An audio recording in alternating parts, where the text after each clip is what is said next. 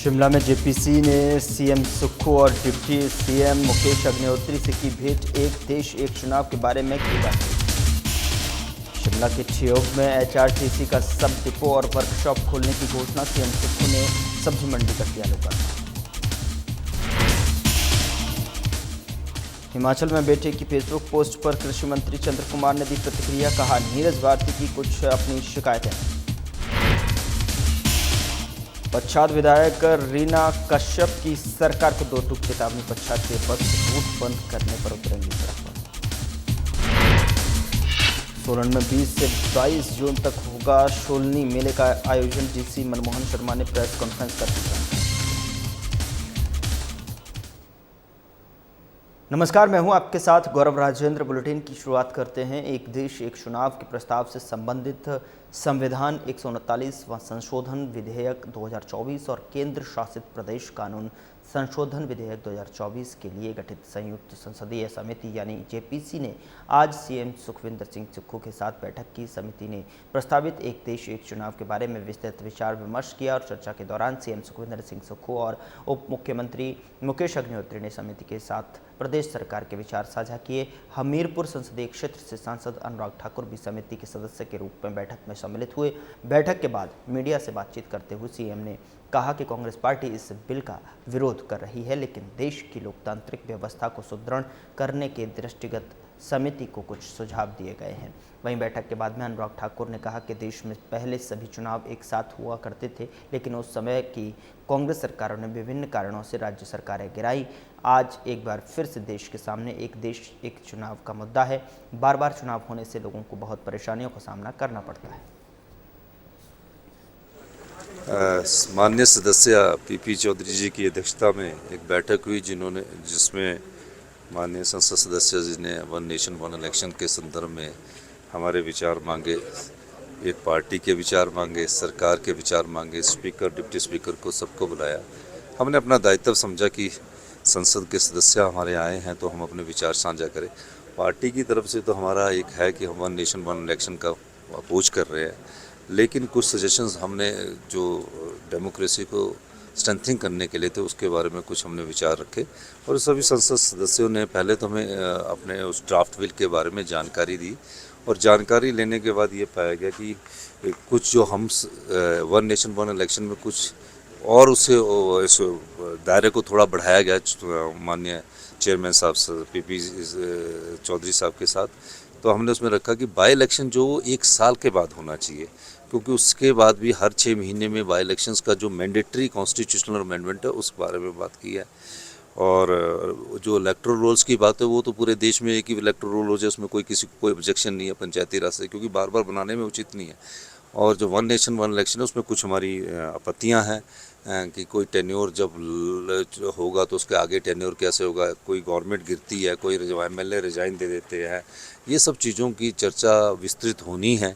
हमने अपने विचारों में से उनको अवगत करवाया, क्योंकि पूरी स्टेट्स में जाएंगे, पूरे देश के लोग अपने अनुभव को साझा करेंगे और जब अनुभव के बाद कोई चीज़ बनती है तो वो अच्छी होती है। अब इस मामले में तो हमने कहा कि वन नेशन वन इलेक्शन हमारी पार्टी इस फेवर में नहीं है, पर हम चाहते हैं कि बाई इलेक्शन एक समय हो और अगर करना है तो पार्टी हमें थोड़ा ये समझना पड़ेगा कि आने वाले समय में असेंबली का टेन्योर क्या होगा। अभी तो 5 साल के लिए होते हैं, अब 34 अगर अपॉइंटमेंट 29 अपॉइंटमेंट डेट हुई तो 29 जो 27 का इलेक्शन होगा तो हमारा तो 32 तक हुआ। 32 के बाद 2 साल के लिए इलेक्शन होगा, उस पर हमने चर्चा की और हम विस्तृत विचार हमें संसद सदस्यों ने बनाए। मैं इन सभी संसद सदस्यों का हिमाचल की आज देश के सामने फिर एक बार वो स्थिति आई है कि जो बहुत सारा समय चुनावों में जाता है, बहुत सारा पैसा लगता है, राजनीतिक दलों का भी, राजनीतिज्ञों का भी, चुनाव लड़ने वालों का भी, और कुल मिला के देश के विकास में भी उसमें कहीं ना कहीं रुकावटें आती हैं। आम जनमानस को बहुत कुछ झेलना पड़ता है और पहाड़ी राज्यों में तो विशेष तौर पे कई जगह तो बहुत दूर दूर चल के वोट करने आना पड़ता है, ज़्यादा उम्र वाले लोगों को आना पड़ता है। अगर ये चुनाव एक साथ होते हैं तो इससे देश की भलाई है, लेकिन सरकार चाहती है, भारत सरकार चाहती है कि वन नेशन वन इलेक्शन पे जो ज्वाइंट पार्लियामेंट्री कमेटी है वो समाज के सभी वर्गों से, बुद्धिजीवी हों, राजनीतिक दल हों या फिर चुने हुए प्रतिनिधि हों, इन सब की राय भी जाने, मीडिया वालों की राय भी जाने कि वन नेशन वन इलेक्शन के आने का लाभ क्या होगा और इस बिल में और संशोधन अगर कोई करने तो क्या करने चाहिए, इसमें और सुधार अगर की आवश्यकता है तो क्या हो सकते हैं, बड़े खुले मन के साथ सरकार इसके ऊपर विचार कर रही है। और ज्वाइंट पार्लियामेंट्री कमेटी आज हिमाचल प्रदेश आई है, माननीय मुख्यमंत्री जी उप मुख्यमंत्री जी दोनों ने अपनी बात रखी और अब नेता प्रतिपक्ष स्पीकर डिप्टी स्पीकर वो रखेंगे, भाजपा बसपा और कांग्रेस के और अन्य दलों के लोग अपनी बात उसके बाद रखेंगे, उनके प्रदेशाध्यक्ष, और फिर उसके बाद जो समाज के बड़े बुद्धिजीवी लोग हैं वो भी अपनी बात आके यहाँ पे रखने वाले हैं। अब तक क्या पाया है आपकी समिति ने, क्या अब तक हमने 5 राज्य और 1 यूनियन टेरिटरी में गए हैं और बहुत पक्ष में लोग, आम जनमानस इसके पक्ष में हैं और ये अच्छी बात है। जैसे सिविल सोसाइटी के लोग भी आते हैं, लोगों में ये भी है कि युवाओं में और जागरूकता हो, युवाओं के और सुझाव भी आएँ, क्योंकि वर्तमान और भविष्य की पीढ़ियों के लिए बहुत महत्वपूर्ण बिल है, जिससे देश के विकास को एक नई गति और भारत के लोकतंत्र को एक नई ताकत मिल सकती है। उधर शिमला जिले के ठियोग में सीएम सुखविंदर सिंह सुक्खू ने 14.84 करोड़ रुपए की लागत से निर्मित नए बस अड्डे और 23 करोड़ रुपए की लागत से निर्मित एपीएमसी फल और सब्जी विपणन परिसर शिलारू का लोकार्पण किया। ठियोग में एक जनसभा को संबोधित करते हुए सीएम ने कहा कि इस बस अड्डे में यात्रियों और एचआरटीसी के स्टाफ को सभी मूलभूत सुविधाएं उपलब्ध होंगी और बस पार्किंग के लिए पर्याप्त स्थान उपलब्ध होगा। इस अड्डे के निर्माण से क्षेत्र के लोगों की चिरलंबित मांग पूरी हुई है। उन्होंने कहा कि फल और सब्जी विपणन परिसर शिलारू के बनने से न केवल क्षेत्र के किसानों के उत्पादों को उचित मूल्य सुनिश्चित होंगे, बल्कि उनके धन और समय की भी बचत होगी। इस तरह प्रदेश को आत्मनिर्भर बनाया जाए। आपने देखा, हम बागबानों के हित में फैसले कर रहे हैं, किसान के हित में फैसले कर रहे हैं, और जो प्रदेश की आत्मा है वो गांव में निवास करती है। 80% लोग हम ग्रामीण परिवेश की पृष्ठभूमि से आते हैं और गांव में रहने वाले लोगों की आर्थिक स्थिति कैसे मजबूत हो, उसमें कृषि बागवानी को कैसे मजबूती मिले, इस दृष्टिकोण से हमारी सरकार बहुत काम कर रही है और हम इसमें सफल भी हो रहे हैं, इसमें कोई दो राय नहीं है। और मैं ये मानता हूं कि आने वाले समय में जो हमने कल्पना की है कि 2027 तक हम हिमाचल प्रदेश को आत्मनिर्भर बनाएंगे, 2032 को में हम हिंदुस्तान का सबसे समृद्धशाली और अमीर राज्य बनाएंगे, उस दृष्टि में बहुत बड़ा सुधार होने जा रहा है। अभी पराला की मंडी है, इसमें हम 26 करोड़ की लागत से बाइनरी की फैक्ट्री लगाने जा रहे हैं, ताकि जो हमारा कर्ड सेब है वो यही प्रोसेसिंग होकर उसको आगे बढ़ाया जा सके।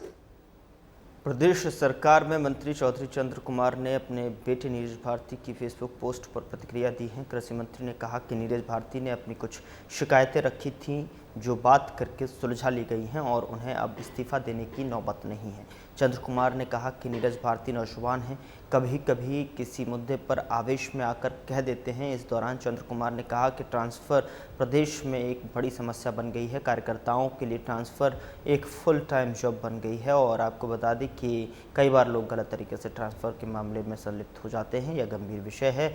वहीं इस दौरान चंद्र कुमार ने केंद्र से 2023 की आपदा के लिए मिली 2006 करोड़ की राहत राशि को ऊंट के मुंह में जीरे के समान करार दिया है और कहा कि जितना नुकसान का आकलन हुआ है उसके मुकाबले कम राशि केंद्र सरकार से मिली है।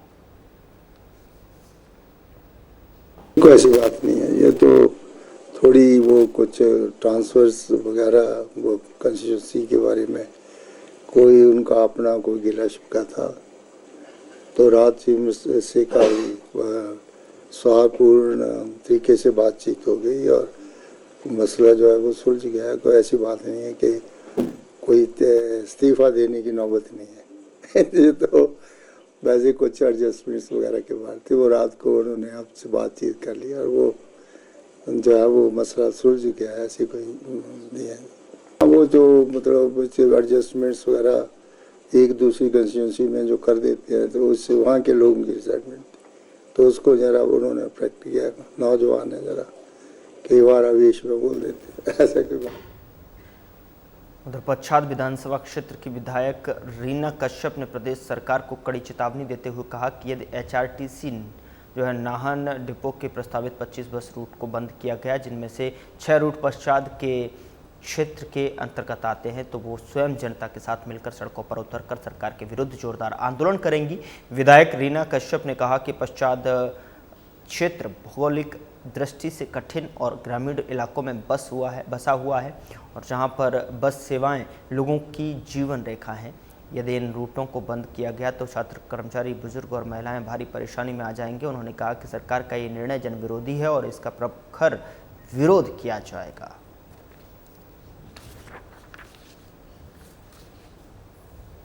जिला सिरमौर का एकमात्र जो HRTC डिपो नाहन की लगभग 25 जो बसें हैं, रूट है, उसको बंद करने की तैयारी की जा रही है। जबकि जो 25 रूट, जो अधिकतर रूट ऐसे हैं जहां पर केवल एकमात्र निगम की जो हमारी बसें जाती है, वहां पर सुविधा है। और मैं तो कहना चाहूँगी जो ये सरकारी बसें हैं, अगर ये बंद हो जाएगी तो जो हमारी सरकारी स्कूल के बच्चे हैं, हमारी महिलाएं हैं, हमारे बुजुर्ग हैं और आम जनता है जो हमारी गांव में रहती है, पंचायतों में रहती है, ये बहुत प्रभावित होगी, इनको बहुत ज़्यादा परेशानी होगी। और अगर मैं पच्छाद विधानसभा क्षेत्र की अगर मैं बात करूं, लगभग 25 में से 8 रूट हमारे पच्छाद विधानसभा क्षेत्र के ऐसे हैं जिन्हें ये जो हमारी सरकारी बसें हैं, हमारे रूट है, बंद करने की तैयारी की जा रही है। और मैं ये बात सीधे सीधे शब्दों में कहना चाहूँगी और मैं चेतावनी भी देना चाहूँगी सरकार को, यदि ये बसें आपने बंद की तो हमारी जो पच्छाद की जनता है और मैं स्वयं, हम सड़कों पर उतर के आंदोलन करेंगे। तो इसलिए मैं कहना चाहूँगी जो भी आप निर्णय ले, सोच समझ कर निर्णय ले। ये जन हित के लिए निर्णय आपने नहीं लिया है, ये निर्णय जन विरोधी है। और मेरा आपसे निवेदन रहेगा कि आप जो ये निर्णय लेने वाले हैं, ये निर्णय आप वापस लें और जितनी भी हमारी सरकारी बसें चलती है, रूट चलती है, वो आप उसी तरह उन रूटों को चलाए रखें। और जो आपने काफ़ी समय से बसें बंद की है जिससे लोगों को बहुत ज़्यादा परेशानी हो रही है, मैं अपने पच्छाद विधानसभा क्षेत्र की बात करूंगी, वो बसें भी आप जल्दी से जल्दी उन रूटों पर चलाएं, ना तो आने वाले समय में आपको इसके गंभीर परिणाम भुगतने पड़ेंगे, ये मैं आपको कहना चाहूँगी।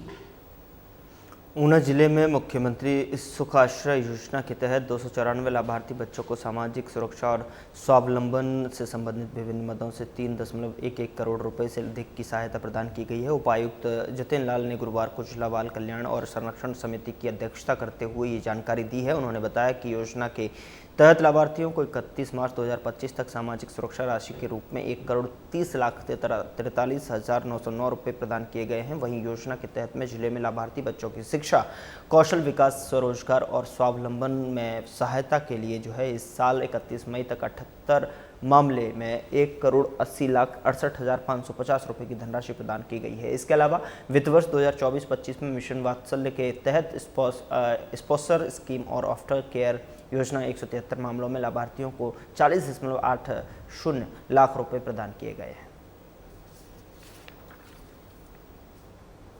राज्य स्तरीय शुलनी मेले का आयोजन 20 से 22 जून तक आयोजित किया जाएगा। सोलन उपायुक्त मनमोहन शर्मा ने इसको लेकर पत्रकार वार्ता कर आयोजन किया गया और आपको बता दें कि उपायुक्त ने बताया कि मेले को विधिवत आयोजित किया जाएगा, सभी व्यवस्था पूर्ण कर ली गई है। हमारे संवाददाता से बात करते हुए उपायुक्त सोलन मनमोहन शर्मा ने बताया कि मेले को लेकर सभी तैयारियां पूर्ण कर ली गई हैं। उन्होंने कहा कि मेले में पहले दिन सीएम सुक्खू शुलनी माता की शोभा यात्रा में भाग लेंगे। 2025 की सभी तैयारियां पूरी कर ली गई है, कलाकारों का चयन भी हो गया है और शहर में ये सुव्यवस्थित तरीके से मेले का आयोजन हो सके उसके लिए ट्रैफिक प्लान भी जारी कर दिया गया है और साथ में जो भी नेसेसरी परमिशंस और जो भी भंडारे की परमिशंस है, दूसरी तैयारियां वो सारी मुकम्मल कर ली गई है। और मेरी ये प्रार्थना है कि माँ शुलनी का आशीर्वाद हम सब पर बना रहे और ये मेला सफलतापूर्वक आयोजित हो सके। मुख्य तिथि पहले वाले दिन 20 तारीख को माननीय मुख्यमंत्री जी होंगे, 21 तारीख को हमारे स्वास्थ्य मंत्री जी कर्नल धनीराम शांडिल जी होंगे और मेले के समापन पर महामहिम राज्यपाल महोदय कल्चर जो हमारी इवनिंग है उसके मुख्य अतिथि होंगे। फिलहाल बुलेटिन में इतना ही। नमस्कार।